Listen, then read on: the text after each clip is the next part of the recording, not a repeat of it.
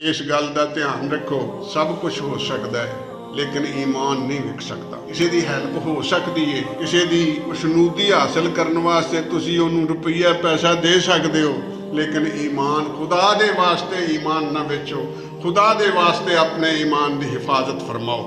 अगर तुसी उन्हां दे स्टेज ते जाके बैठे, अल्लाह दे रसूल सल्लल्लाहु अलैहि वसल्लम ने फरमाया मन तशब्बहा मिनहुम, जेड़ा भी उन्हां वर्गे काम करेगा, जेड़ा उन्हां दे नाल हो गया, फइन्नहु मिनहुम, क़यामत वाले दिन वो उन्हां विचों ही गिणिया जाएगा।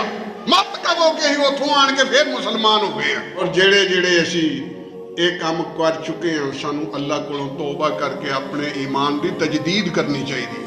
अगर अपने ईमान की तजदीद ना कीती, असीं उन्हां दे विचों शामिल होवांगे क़यामत वाले दिन, जिन्हां दे नाल असीं बैठ के ते उन्हां दी खुशनुदी हासिल करने की कोशिश की। काहदे वास्ते? सिर्फ इक्को ही दुनिया का काम है कि अपनी इज्जत अपनी इज्जत बनाने वास्ते।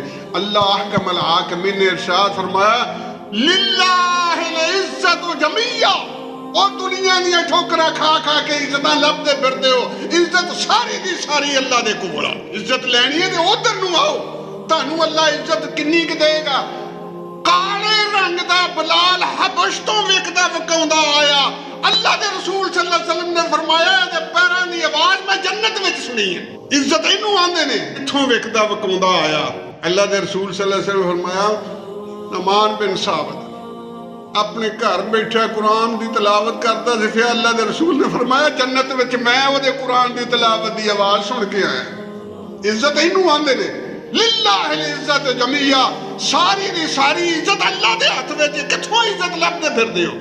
आओ अपने ईमान की तजदीद करो, अपने आप को फिर मुसलमान बना लो। ला इलाहा इल्लल्लाह मुहम्मद रसूलुल्लाह पढ़ने वालों, एक बार फिर अपना कलमा पढ़ के अपनी नीयत साफ करके उन्हां नालों ताल्लुक तोड़ के असी अल्लाह इन्हां दे नाल नहीं, इस मसले दा इन्हां दा अपना मसला, अल्लाह तू जान ते ए जानन, साडा इन्हां नाल कोई तल्लुक वास्ता नहीं।